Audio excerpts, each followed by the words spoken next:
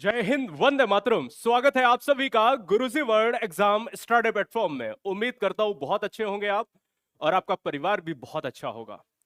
और ये भी उम्मीद करते हैं कि पढ़ाई भी आप अच्छी कर रहे होंगे। अगर नहीं भी कर रहे होंगे तो आज की इस वीडियो में आपका स्वागत है। मेरा नाम है धीरज द्विवेदी। आप देख रहे हैं गुरुजी वर्ल्ड एग्जाम स्टडी, आपका परिवार। बहुत सारे परिवार नए होंगे, बहुत सारी बहनें, बहुत सारे भाई और इवन भारत की बहुत सारी गृहिणियां भी इस वीडियो में नहीं होंगी। हम उम्मीद ये भी करेंगे कि आज की इस वीडियो को हम लंबा ले चले, ठीक है। और कॉन्सेप्ट की बात करें तो हमने सब कुछ समाहित कर लिया है। स्वास्थ्य ठीक नहीं था, पर चीजों को हमने इस वीडियो में समाहित करने की कोशिश की है। आपके प्यार और समर्पण जो आप देते हो, यानी आप सपोर्ट करते हो, उसके लिए आपका धन्यवाद। तो आइए आज की इस वीडियो को हम शुरुआत करेंगे। और हो सकता है कि आप मेरे साथ थक जाएं।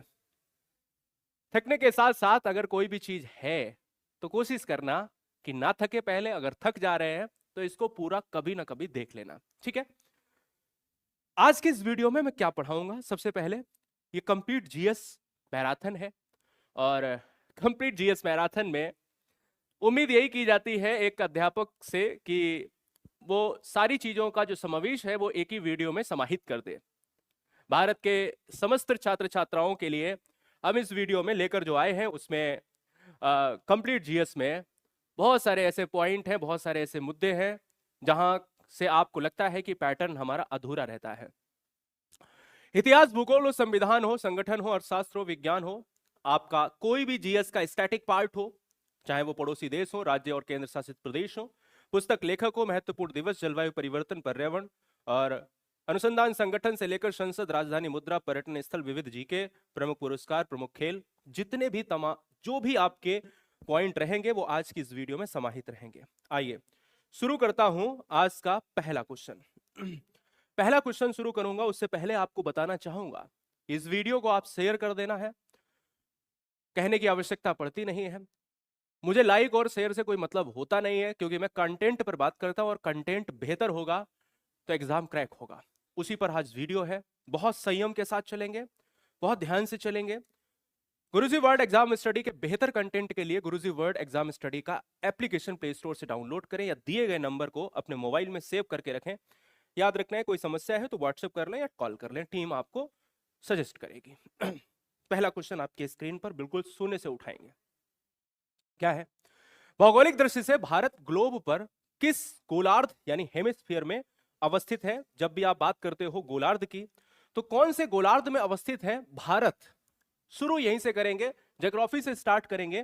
तो याद रखिएगा, जब आप भारत की बात करते हो तो ये उत्तरी और पूर्वी गोलार्ध, जब आप कहते हो कि भाई उत्तरी और पूर्वी गोलार्ध अगर है तो वो सर कैसे? देखो, यहां की अगर हम बात कर रहे हैं, जैसे एक ग्लोब लेते हैं और उस ग्लोब की जब बात होती है तो आपको यह समझना चाहिए कि यह पूरी पृथ्वी है। और इस पृथ्वी पर कहीं ना कहीं यह जानना बहुत जरूरी है कि अगर हम इसको दो भागों से काट देते हैं तो इस पृथ्वी पर भारत की अवस्थिति कहां पर है? भारत की अवस्थिति जो है ना वो यहां पर है। कहां पर है? यहां पर है।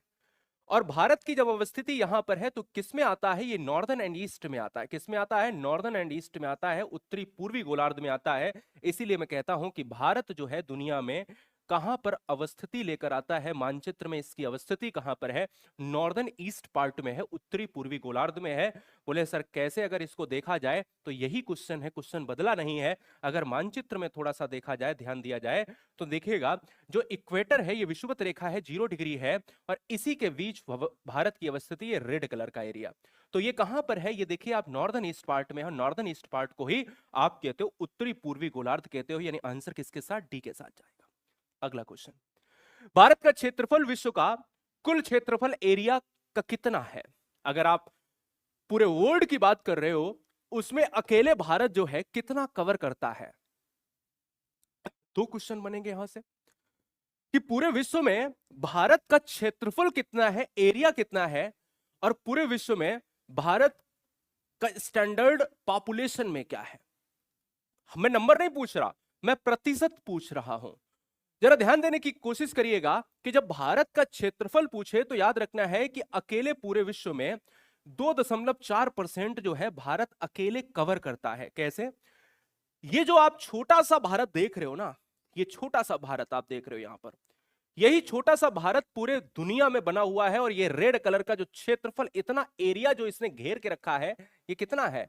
ये पूरे 100% का 2.4% है। यही मैं बताने की कोशिश कर रहा हूं। और अगर मैं यही बताने की कोशिश कर रहा हूं, क्या दिक्कत है भाई? सही तो है, सब कुछ ठीक है, ठीक है, हाँ 2.4। अब दूसरा क्वेश्चन यहां से एक और बन जाता है। अरे भाई एक सेकेंड, ठीक है। अब मैं कहता हूं कि भाई अगर आपसे ये कहता है कि भाई देखो क्षेत्रफल में, क्षेत्रफल की बात अगर हम कर रहे हैं और अगर हम जनसंख्या की बात कर रहे हैं, जनसंख्या की बात कर रहे हैं, तो ये दोनों फैक्ट आपके बहुत महत्वपूर्ण हैं। क्षेत्रफल में पूरा भारत 2.4% स्टैंडर्ड लेकर आता है और जनसंख्या में 17.5% लेकर आता है। तो 17.5% अकेले जनसंख्या को कवर करता है, जबकि क्षेत्रफल में 2.4। नेक्स्ट क्वेश्चन, उस बिंदु का नाम बताइए जहां पर भारत, चीन और म्यांमार मिलते हैं, उसे क्या कहते हैं? 3 नंबर है, स्टैंडर्ड बढ़ता जाएगा, आप अपने स्टैंडर्ड को थोड़ा सा बढ़ाते जाइए, ठीक है। चलिए, उस बिंदु का नाम बताइए जहां पर भारत, चीन और म्यांमार मिलते हैं, तो उसे क्या कहते हो? तो सबसे पहले अगर आप थोड़ा सा मेरे साथ चलेंगे, कहां पर? मानचित्र में। मानचित्र में अगर आप जाओगे, कहां पर जाओगे मेरे साथ? मानचित्र में यदि आप जाओगे, मैंने सब कुछ लेके रखा है, आप चिंता मत करो, है ना। और मानचित्र में जब मेरे साथ आप जाते हो, तो यदि मुझे मिलता है ये वाला मानचित्र, तो आप मानचित्र देखते हो, तो यहां पर आपको क्या है? यहां पर आपको देखिए मिलता है एक दिफू पास। ये क्या है? एक दिफू पास है। और ये जो दिफू दर्रा है ना, यहीं पर, ये दिफू दर्रा कहां पर है? ये है आपका अरुणाचल प्रदेश में है। कहां पर है ये दिफू दर्रा जो है? ये आपका कहां पर है? ये है आपका अरुणाचल प्रदेश में है, अरुणाचल प्रदेश में है। और दिफू दर्रा ये अरुणाचल प्रदेश में तो है, तो फिर यहां पर आंसर क्या हो जाएगा भाई? जो दिफू दर्रा है, यही ट्राई जंक्शन है। क्या है? यही ट्राई जंक्शन है, जहां पर क्या मिलते हैं? जहां पर इंडिया मिलता है, जहां पर चाइना मिलता है, और जहां पर म्यांमार मिलता है, म्यांमार मिलता है। ये क्या है? ये एक ट्राई जंक्शन है, जो कहां कहां पर अवस्थित है? अरुणाचल प्रदेश में अवस्थित है। तो दिफू दर्रा अरुणाचल प्रदेश में अवस्थित है, जिसको आप पूर्व में क्या कहते थे? नेफा नगर के नाम से जानते थे। नेफा नगर, इसको अरुणाचल प्रदेश को कहा जाता था। क्लियर है? चले अगले पॉइंट पर। अगला पॉइंट आपका आता है ये वाला, स्टैंडर्ड और बढ़ेगा, चीजें और बढ़ेंगी। जब चीजें विस्तृत होंगी तो मजा आएगा पढ़ने में, ठीक है। आइए, स्वागत है अगले क्वेश्चन में। नमस्ते जी, कैसे हो? राधे राधे। हाँ बहुत बढ़िया है। ये जो आप प्यार देते हो, इसके लिए आपका धन्यवाद। क्वेश्चन आता है 4 नंबर, सूची 1 और सूची 2 को मिलाइए। देखिए यहां पर कुछ झीलें दी हैं, यहां पर कुछ स्टेट दिया है। अब आप सबको पता होगा कि जो बूलर झील है, हमेशा क्वेश्चन करो जो पता हो, बूलर झील हमेशा जम्मू एंड कश्मीर से मिलती है। लोकटक झील जो है मणिपुर से मिलती है। लोनार झील महाराष्ट्र से मिलती है। तो पुलिकट झील तमिलनाडु से मिलती है। तो जरा देखता हूं, लोकटक जो मैंने ए मिलाया है, वो मैंने 4 से मिलाया है, मणिपुर से, ए बन गया। बी हमने जो मिलाया है, सी हमने मिलाया है, डी हमने मिलाया है, जरा देखता हूं, पुलिकट हमारा मिला है तमिलनाडु से। तो पुलिकट जो है वो तमिलनाडु से मिला है, तो 3 पे जाएगा, है ना, 3 पे जाएगा। यानी इसको आप याद रखो कि इसको आप ए भी कह सकते हो, बी भी कह सकते हो, कोई बात नहीं। अब यहां पर जो सी है वो हमारा फर्स्ट से मिल रहा है, और जो डी है वो हमारा 2 से मिल रहा है। तो आप देखो ए के साथ हमारा क्या है? ये गलत मिला दिया क्या? अच्छा, ए के साथ 1 है ना, ए लोकटक है, मणिपुर है, ए के साथ 4 है। तो ए के साथ जब 4 है तो 4 3 1 2, और 4 3 1 2 के साथ हमारा ए ऑप्शन जाएगा, क्योंकि लोकटक वही है जहां पर विश्व का एकमात्र तैरता हुआ राष्ट्रीय उद्यान है, जिसका नाम है किवुल लामजाओ, है ना। तो किवुल लामजाओ जो आपने सुना होगा, वो मणिपुर में है, लोकटक झील पर ही है। तो लोकटक झील कहां पर है? ये मणिपुर में है। तो इस क्वेश्चन का जो राइट आंसर है वो 4 3 1 2 के हिसाब से पहला हो गया। अगला क्वेश्चन, भारत के उत्तर से दक्षिण की कुल लंबाई कितनी है? जब आप भारत के उत्तर से दक्षिण की कुल लंबाई बात करते हो, तो कौन सी होगी? 2933 किलोमीटर, या ऑप्शन बी 3214, 3500 किलोमीटर, या 2500 किलोमीटर।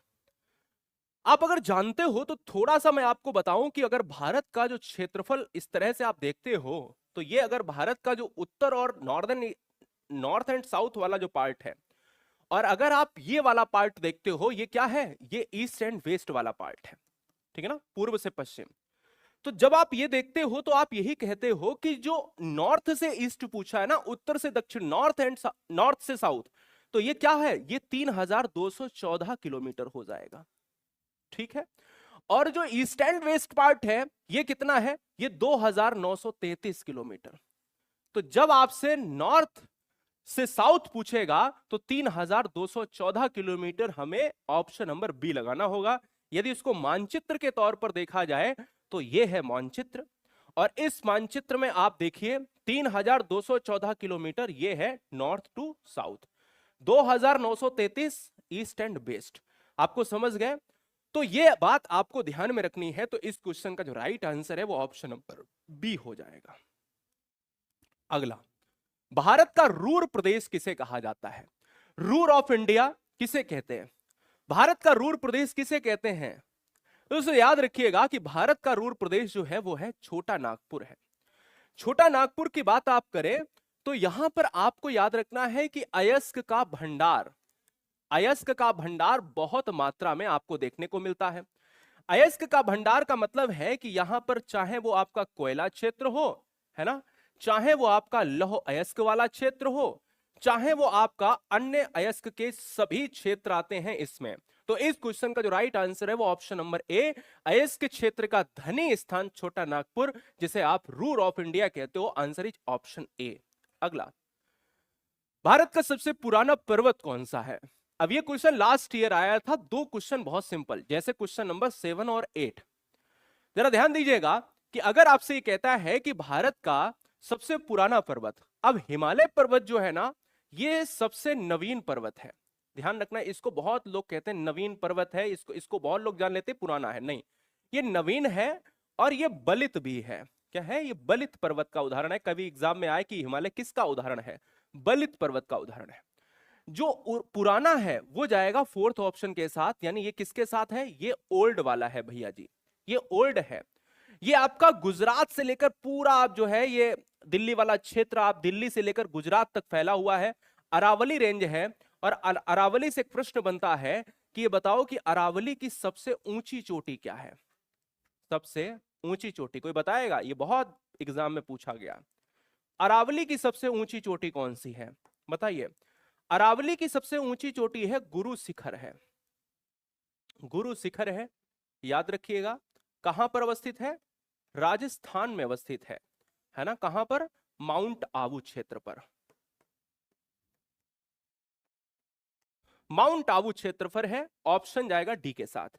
इसी से संबंधित एक और क्वेश्चन अगर आपसे बात करते हैं, हमने कहा कि हिमालय को तभी आप लगाएंगे जब आप कहेंगे कि हिमालय हमारा नया। हिमालय किसका उदाहरण है? बलित पर्वत का उदाहरण है। हिमालय की बात हुई है, बोला नया हो गया पर्वत। अरावली की बात हुई है, बोला पुराना हो गया पर्वत। तो जरा बताओ कौन सा हिमालय का भाग नहीं है?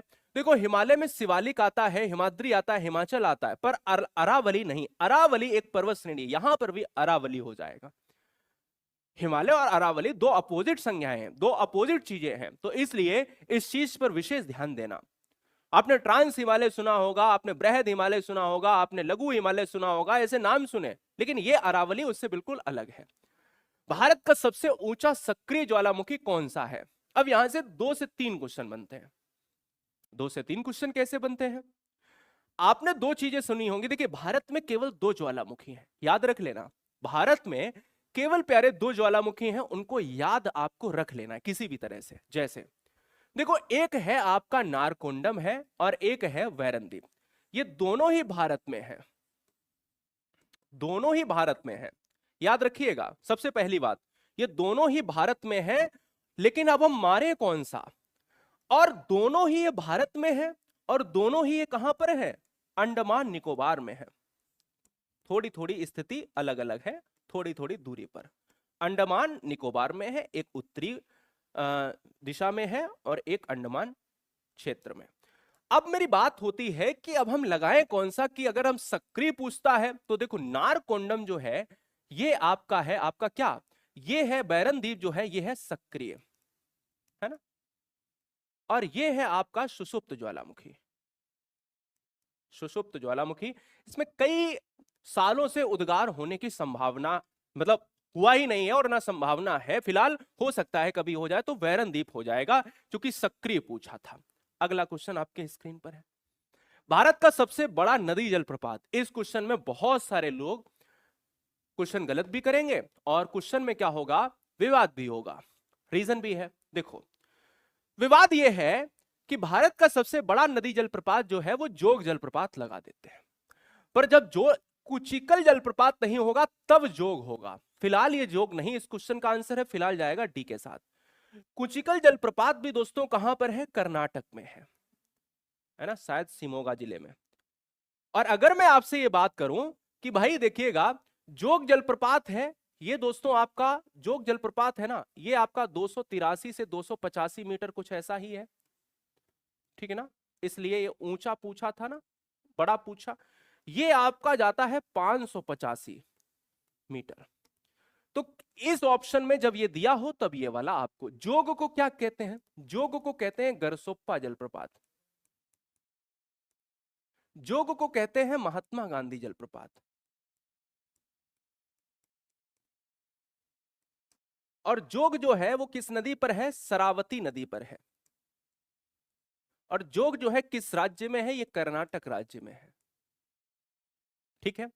अगला क्वेश्चन, भारत की सबसे लंबी तटरेखा किस राज्य की है, भारत की सबसे लंबी तटरेखा किस राज्य की है, तो यह है गुजरात राज्य की। अब दो प्रश्न बनते हैं यहां से, कैसे बनते हैं जरा इसको मानचित्र में भी देखा जाए।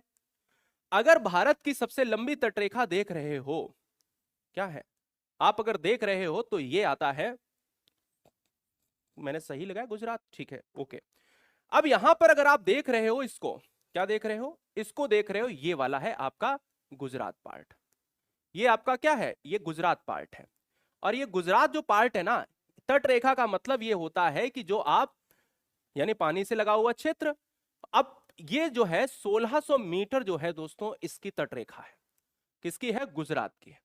तो ये वाला जो पार्ट है ना, ये आपका सबसे लंबी तटरेखा वाला राज्य है। और यहीं पर अगर आपसे ये पूछ लिया जाए कि जो यहीं पर आसपास कौन सा क्षेत्र है, यहीं पर जो आसपास क्षेत्र है आपका, ये देखिए, ये है गोवा। अब गोवा केवल इतने बिंदु में आता है, पर गुजरात बहुत सारा पॉइंट, इतना पॉइंट आता है। तो सबसे लंबी तटरेखा इसकी है, सबसे छोटी इसकी है। तो अगर आपसे पूछा जाए कि भाई सबसे लंबी जो तटरेखा है वो किसकी है, गुजरात की है, और सबसे छोटी तटरेखा वाला राज्य कौन सा है, वो आपका कौन सा है, गोवा है ना, ये बात आपको ध्यान में रखनी है। अगला, कौन सा राज्य झीलों का राज्य, बहुत आसान प्रश्न ले लिया है क्योंकि ये एग्जाम में क्वेश्चन पूछा गया, तो क्वेश्चन बने दो यहां से। झीलों का राज्य अगर पूछा जाए तो भाई ऑप्शन बी जाएगा।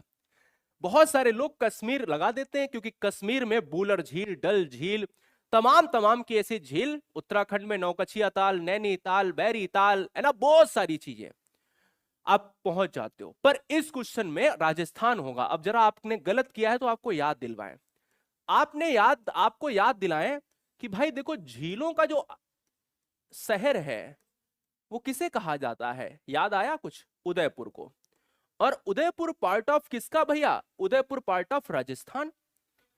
और याद रखना है कि झीलों का अध्ययन भी होता है दोस्तों, जिसको आप कहते हो लिमिनोलॉजी, है ना, ये भी बात आपको याद रखना है। फिलहाल अगला, काली मिट्टी को और किस नाम से जानते हैं, याद आया, झीलों का शहर, झीलों की नगरी, तो उदयपुर। कभी तो पढ़ा होगा, आज कश्मीर भले ही मार दिया हो।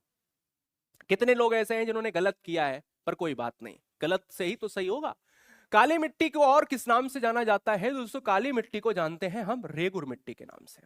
ध्यान दीजिएगा, भारतीय कृषि अनुसंधान संस्थान आईसीएआर, आईसीएआर ने क्या किया है, आईसीएआर ने जो है मिट्टियों की बात की है। तो जो मिट्टी है भारत में, मिट्टियां जो है भारत में, मिट्टियां जो है, मिट्टियों के कितने प्रकार बताए हैं, तो इंडिया में 8 प्रकार की मिट्टियां हैं। अगर आप सबसे ज्यादा जो है मिट्टी बात करते हो तो 46% के हिसाब से यह भारत के सर्वाधिक क्षेत्रफल पर मिट्टी अवस्थित है और सर्वाधिक उपजाऊ मिट्टी है। काली मिट्टी जो है ये सेकंड नंबर की है। तो काली मिट्टी को और किस नाम से जानते हैं? चरनोजम मिट्टी के नाम से भी जानते हैं, याद रखना है। चरनोजम मिट्टी, चूंकि इसका निर्माण ज्वालामुखी से हुआ है तो इसको लावा मिट्टी भी कहते हैं। चूंकि इसमें कपास होता है तो इसे कपासी मिट्टी भी कहा जाता है। ठीक है ना? तो याद रखिएगा, आंसर किसके साथ? बी के साथ जाएगा। काली मिट्टी से जब बात होती है तो याद रखना है यह भी कि काली मिट्टी का काला रंग क्यों होता है। काली मिट्टी का काला रंग जो होता है वो होता है टिटेनीफेरस मैग्नेटाइट की वजह से। अब जब बात ही छिड़ी है तो एक और क्वेश्चन आता है काली मिट्टी से कि ऐसी मिट्टी कौन सी है पूरे अर्थ पे जिसमें नमी धारण की क्षमता ज्यादा होती है? वो काली मिट्टी है।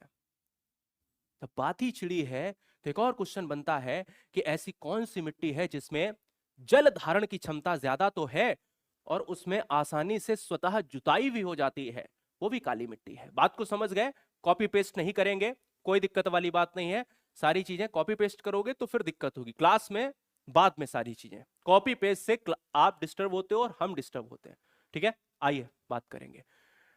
इंट्राजोनल मृदा किसे कहा जाता है? कमेंट करके जल्दी से बताओ। हाँ, बहुत सुंदर, बहुत सुंदर, बहुत बढ़िया, क्या बात है। सारी चीजें बताएंगे पर क्या ना, अभी अभी क्या है, केवल आप पॉइंट पर बात करोगे। हाँ हाँ ठीक है, चलो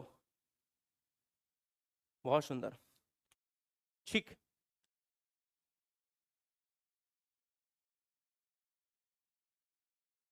ओके चलो, ए ऑप्शन, बहुत सुंदर। चलो भाई, देखो भाई, अगर मैं बात करता हूं इस क्वेश्चन में तो ऑप्शन जाएगा क्या है? इंट्राजोनल मृदा जो है लेटेराइट है और इसी मिट्टी को कहते हैं अम्लीय मिट्टी। किसे कहते हैं? अम्लीय मृदा जो है, इसी मिट्टी को एसिड जो है, क्या है? हाँ, एसिड सॉइल। और इसी मिट्टी में जो होती है वो चाय की खेती होती है। चाय की जो खेती होती है ना दोस्त, वो इसी मिट्टी में होती है।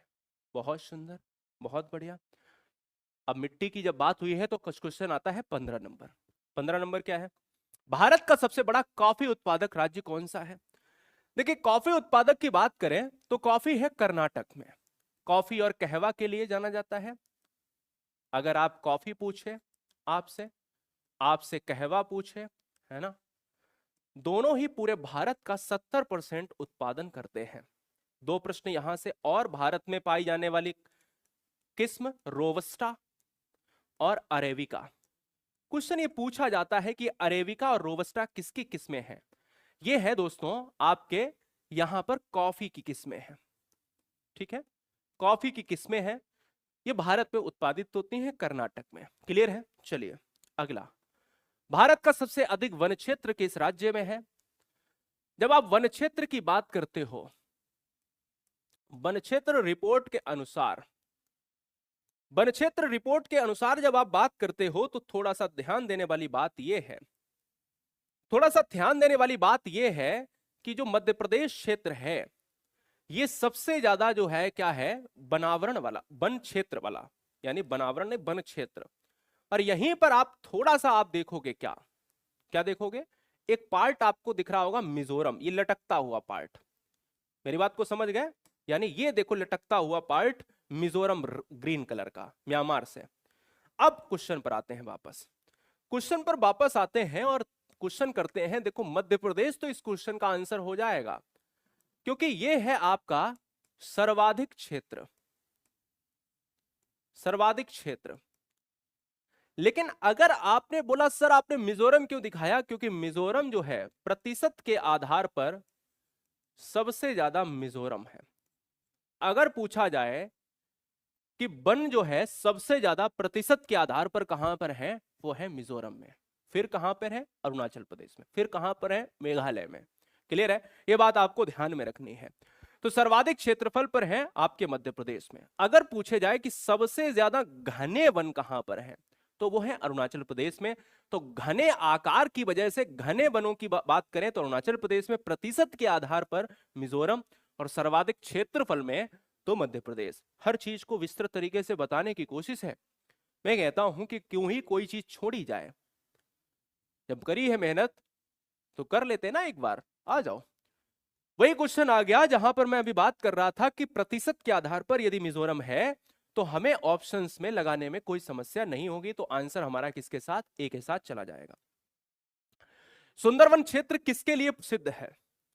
सुंदरवन क्षेत्र आपके किसके लिए प्रसिद्ध है, बताइए, जवाब दीजिएगा। बहुत आसान प्रश्न है, कोई दिक्कत वाली बात इसमें है नहीं। हाँ, आपने देखा होगा पश्चिम बंगाल में रॉयल बंगाल टाइगर, टाइगर नाम सुना है, रॉयल बंगाल टाइगर। और ये वाला क्षेत्र जो आता है इसको थोड़ा सा आपको दिखाने की कोशिश करेंगे। पता है आपको, पश्चिम बंगाल कभी जाइए मौका मिले, या मैं 2-3 बार गया हूं, यहां देखिएगा ये पश्चिम बंगाल ये वाला क्षेत्र है। और ये जो क्षेत्र है ना दोस्तों, ये जो क्षेत्र है ये है बंगाल, वेस्ट बंगाल।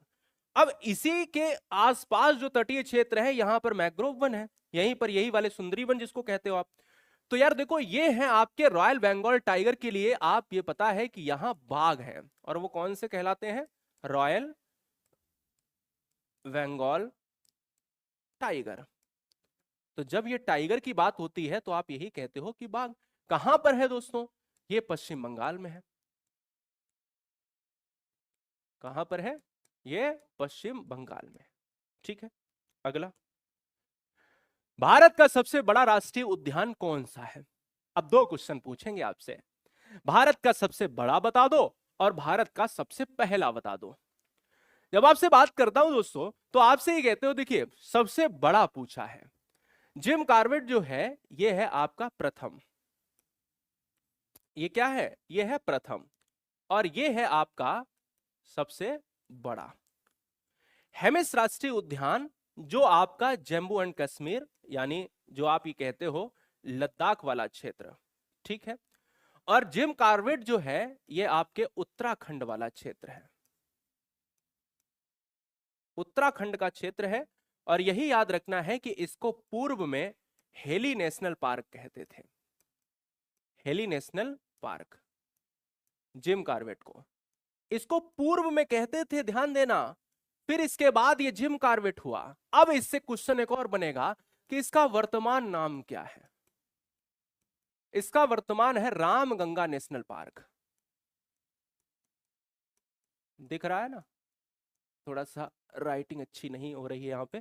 तो फिलहाल आंसर कौन सा है, आंसर हेमिस वाला जाएगा। अगला क्वेश्चन, अब दूसरी चीज यहां पर और समझ लो, काजीरंगा जो गेंडे के लिए है ये असम में है, और गिर आपका गुजरात में एशियाई शेरों के लिए है, तो कहां पर है, गुजरात में है। क्लियर है, चलिए। भारत का पहला राष्ट्रीय उद्यान कौन सा है? तो पहला राष्ट्रीय उद्यान प्रथम जिम कॉर्बेट, पहले क्या था हेली नेशनल, अभी क्या है रामगंगा। तो बताने की आवश्यकता नहीं है, बताने की आवश्यकता जिम कॉर्बेट नेशनल पार्क। अगला, साइलेंट वैली राष्ट्रीय उद्यान कहां पर अवस्थित है? अपने दोस्तों में इस वीडियो को शेयर करके आइए और बताइए उनको कि आज क्लास चल रही है। कोई भाई है जो आपके लिए मेहनत कर रहा है, जहां तक हो सकता है कि अच्छी चीजों को जरूर शेयर करें, है ना। रील्स की दुनिया में लोग रील्स को शेयर करते हैं, पर चीजों को बढ़िया तरीके से अच्छा कंटेंट पहुंचाएं। साइलेंट वैली जो है वो आपके केरल राज्य में अवस्थित है। अगर आप केरल राज्य की अवस्थिति जानना चाहते हो तो आप ये देखिएगा, मैप में आपको थोड़ा सा बताता भी चलूंगा, जिससे आपका मानचित्र वाला पोर्शन भी मजबूत हो जाएगा। याद रखना है कि मानचित्र जब भी देखा जाता है तो इधर पूरब होता है, इधर पश्चिम होता है। बोले सर ऐसा कैसे, अगर सीधा मानचित्र है तो हमेशा ऊपर नॉर्थ होता है। तो याद रखना है कि क्या, कि हमेशा याद रखो इसको कि केरल आपका पश्चिमी घाट में है, तमिलनाडु आपका पूर्वी घाट में है। तो जब भी आपसे बात करता है ये साइलेंट वैली जो है ये केरल में है, और केरल में साक्षरता बहुत तगड़ी है। 94% दोस्तों यहां पर साक्षरता है, 93 पॉइंट करके साक्षरता है। ये बात आपको ध्यान में रखनी है, लिटरेसी बहुत ज्यादा है। जनसंख्या के क्वेश्चंस लिए हैं, आगे बताएंगे। फिलहाल काजीरंगा राष्ट्रीय उद्यान किसके लिए प्रसिद्ध है? काजीरंगा राष्ट्रीय उद्यान जो है एक सींग वाले गैंडे के लिए प्रसिद्ध है। एक सींग वाले गैंडे, कौन से? एक सींग वाले गैंडे। और एक सींग का जो गैंडा है दोस्तों वो काजीरंगा राष्ट्रीय उद्यान में, काजीरंगा राष्ट्रीय उद्यान में दोस्तों आप असम में, ये कहां पर है, असम में। असम में 3 से 4 चीजें याद रखिएगा। असम की बात करें तो दोस्तों आपने कहा काजीरंगा राष्ट्रीय उद्यान, ये सबको पता है। मानस कहां पर है? ये भी असम में है। नामेरी कहां पर है? नामेरी राष्ट्रीय उद्यान, ये भी असम में है।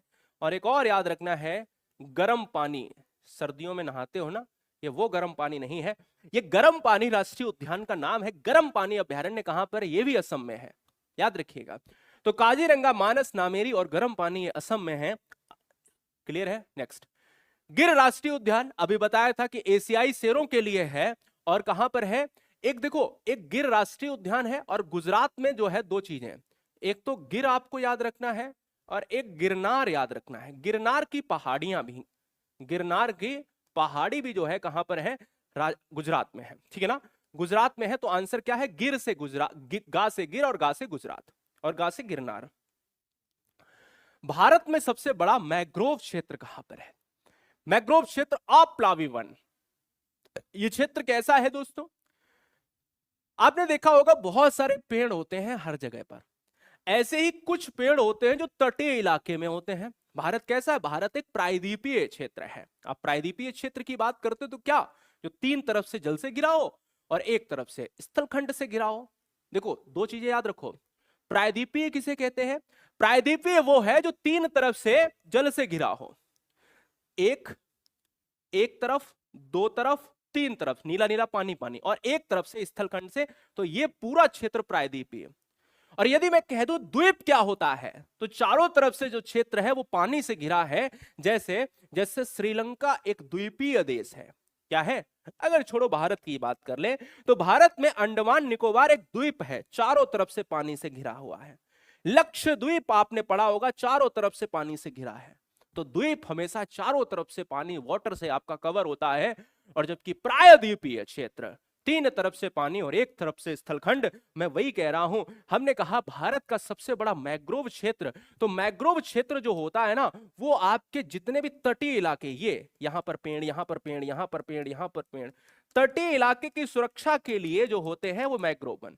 सबसे ज्यादा जो इस क्षेत्र में मैंग्रोव वन है आपके, है ना, इस क्षेत्र में मैंग्रोव वन है, तो ये जाता है आपका सुंदरवन क्षेत्र। वही कौन सा? वेस्ट बंगाल क्षेत्र, ठीक है। सुंदरवन का नाम क्यों पड़ा? सुंदरवन डेल्टा का नाम क्यों पड़ा? क्योंकि यहां सुंदरवन डेल्टा पश्चिम बंगाल में है, तो इसके यहां वृक्ष है सुंदरी वृक्ष, यहां सुंदरी वृक्ष है, अप्लावी वन कहलाते हैं, ठीक है, क्लियर है। नेक्स्ट क्वेश्चन, भारत का सबसे ऊंचाई पर स्थित राष्ट्रीय उद्यान कौन सा है? सबसे ऊंचाई पर अवस्थित राष्ट्रीय उद्यान आपको बताना है। हेमिस, हेमिस, हेमिस, क्या बात है, चलो भाई बताओ। सबसे ऊंचाई पर हेमिस, बहुत बढ़िया, बिल्कुल। हेमिस की बात करेंगे तो हेमिस वाला जो क्षेत्र है, मैंने कहा जम्मू एंड कश्मीर और लद्दाख वाला क्षेत्र जो है, ये वाला लद्दाख क्षेत्र 6000 है ना, 6000 मीटर पर अवस्थित है दोस्तों। ये सबसे ऊंचा है और सबसे पुराना भी है, सबसे ओल्ड भी है, ये बात आपको ध्यान रखना। ओल्ड नहीं, बड़ा है ना, बड़ा हो जाएगा। हेमिस कौन सा है? सबसे बड़ा, ठीक है। नेक्स्ट, भारत में मानसून आने की सामान्य तिथि कौन सी मानी जाती है? दो प्रश्न बनेंगे प्यारे। मानसून भारत में कब आता है, और मानसून भारत में कौन सा मानसून आता है जिससे सर्वाधिक वर्षा होती है? गर्मियों में वर्षा होती है। तीसरा क्वेश्चन यह भी बनता है कि भारत में मानसून कभी कभी देखते हैं सर्दियों में बारिश हो जाती है, और सर्दियों में जो बारिश होती है उसका रीजन क्या है? आखिर भारत में क्या रीजन है जो सर्दियों में बारिश हो जाती है? कुछ तो होगा। तो देखिएगा, अगर भारत की स्थिति की बात करें तो यह भारत है, और भारत में एक्चुअल में ये स्थलखंड जैसे ही क्या होता है, गर्म होता है, तो जो आती है भैया क्या, मानसून जो हमारा है वो, क्योंकि ये है आपका दक्षिण और ये है आपका पश्चिम, तो जो दक्षिण और पश्चिम शाखा है, ये मानसून भारत में वर्षा कराता है। और ये आने की जो तिथि है वो है 1 जून से 5 जून। तो इसलिए सामान्य तिथि 1 जून से 5 जून मानी जाती है, इसलिए आंसर किसके साथ? ए के साथ चला जाएगा। अगला क्वेश्चन, चेरापूंजी और मासनीराम किसके लिए प्रसिद्ध है? देखिए, चेरापूंजी और मासनीराम, पहले मासनीराम से मौसनीराम लिखा है, कोई बात नहीं, यहां चेरापूंजी लिखा है, कोई बात नहीं। मासनीराम, चेरापूंजी, मौसनीराम क्षेत्र से पहले अगर भारत में वर्षा होती थी या दुनिया में वर्षा होती थी, सबसे आर्द्र स्थान अगर पूछा जाए तो चेरापूंजी था। अभी मासिनीराम, लेकिन दोनों ही क्षेत्र जो है सबसे अधिक वर्षा के क्षेत्र है। ध्यान ये देना है यहां पर, आपको याद रखना है, आपने कभी सुना होगा गारो, खासी और जयंतिया। कितने लोगों ने सुना है? ये पहाड़ियां कहां पर है जरा बताओगे? जयंतिया, जयंतिया। ये गारो, खासी, जयंतिया जो पहाड़ियां हैं दोस्तों, ये तीनों पहाड़ियां कहां पर हैं? ये पहाड़ियां हैं मेघालय पर, और ये गारो खासी आपकी जनजाति भी है मेघालय पर। चेरापूंजी और मासनीराम क्षेत्र भी कहां का है? ये भी मेघालय का ही है क्षेत्र, ठीक है, ये भी मेघालय का है। अगर पूछा जाए क्वेश्चन को डीप में कि गारो, खासी, जयंतिया, चेरापूंजी और मासनीराम कहां पर हैं, बोला मेघालय। मेघालय में कहां पर हैं? तो मेघालय में खासी, 3 पहाड़ियां हैं, खासी पहाड़ी पर दोस्तों ये चेरापूंजी और मासनीराम, ये याद रखिएगा। तो क्वेश्चन में अगर पूछ लिया जाए कि मेघालय की किन पहाड़ियों के बीच में या किस पहाड़ी पर चेरापूंजी, मासनीराम, जो दुनिया में सबसे आर्द्र स्थान है, सबसे ज्यादा बारिश कराते हैं, वो कहां पर है? खासी पहाड़ी पर है। क्लियर है? क्वेश्चन आता है नेक्स्ट, पश्चिमी विक्षोभ क्या है? पश्चिमी विक्षोभ क्या है प्यारे, बताओ। अगर आप पश्चिमी विक्षोभ की बात करते हो तो क्या होता है एक्चुअल में? एक्चुअल में यह होता है कि देखो, गर्मियों में 1 जून को जैसे ही बारिश बनने का मौसम होता है, 1 जून मिड जून तक जो है ये पूरा कवर हो जाता है, और पूरे भारत में वर्षा गर्मियों में होती है। तो मानसून ऐसे बारिश करता है, ऐसे जाता है, समय बदलता है और सर्दियां आती हैं, मानसून अब लौट रहा होता है। मानसून अब लौट रहा होता है तो लौटता हुआ मानसून अब दिशा ये होगी, है ना। तो जब दिशा ये होगी तो क्या होता है कि पश्चिमी विक्षोभ के कारण क्या होता है कि भाई, पश्चिमी विक्षोभ के कारण जो बारिश होती है वो होती है बारिश इस क्षेत्र में, उड़ीसा क्षेत्र में, तमिलनाडु क्षेत्र में। तो क्वेश्चन ये बनता है, क्या क्वेश्चन बनता है? क्वेश्चन ये बनता है कि भाई ये बताओ, सर्दियों में जो बारिश होती है, सर्दियों में जो वर्षा का कारण है, वर्षा का रीजन है, वर्षा का कारण है, वो क्या है? उसका आंसर होता है पश्चिमी विक्षोभ होता है, ठीक है। पश्चिमी विक्षोभ। सबसे ज्यादा वर्षा कहां पर होती है? तो आपका ये वाला क्षेत्र, ये वाला क्षेत्र, यही वाला क्षेत्र दोस्तों आपको याद रखना है, तमिलनाडु क्षेत्र, उड़ीसा क्षेत्र, आंध्र प्रदेश क्षेत्र। समझ रहे हैं? ये बात आपको ध्यान में रखनी है कुल मिलाकर। क्लियर है? अब मैं बात करता हूं कि भाई पश्चिमी विक्षोभ क्या है? तो भूमध्य सागर से आने वाली पश्चिमी हवाएं जो सर्दियों में वर्षा कराती हैं। अगला क्वेश्चन, भारत का शीत मरुस्थल किसे कहते हैं? तो देखिए, थार मरुस्थल जो है ये आपका उष्ण मरुस्थल है, और थार मरुस्थल जो है ये कहां का है? इंडिया एंड पाकिस्तान के मध्य है। जब आप शीत मरुस्थल की बात करते हो, शीत मरुस्थल कहां पर है? ये लद्दाख में है। आंसर किसके साथ? बी के साथ।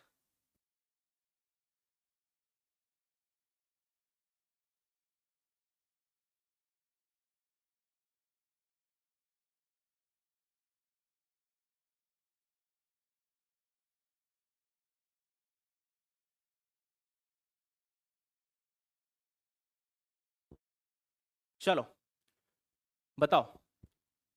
हाँ, बहुत बढ़िया। मानसून की भविष्यवाणी कौन संस्थान करता है? देखिए, भारत में आपने कहा कि भारत में हमारे यहाँ टेम्परेचर कितना है, या आपने देखा होगा मानसून कितना कितना कहां कहां पर क्या है, आगे 10 डेज का आप मौसम देख लेते हो। वो कौन करता है? वो करता है आपका आईएमडी करता है, भारतीय मौसम विभाग। भारतीय मौसम विभाग की जब आप बात करते हो तो आईएमडी की बात हो रही है। तो आईएमडी का हेडक्वार्टर कहां पर है? मुख्यालय कहां पर है? तो आईएमडी का जो मुख्यालय है वो दिल्ली में है। कहां पर है? नई दिल्ली में है। ये भी बात आपको ध्यान में रखनी। माता पिता को धीरज द्विवेदी का प्रणाम कहिए, और आप सबको बहुत सारा प्यार हमारा। Thank you. जय हिंद, वंदे मातरम।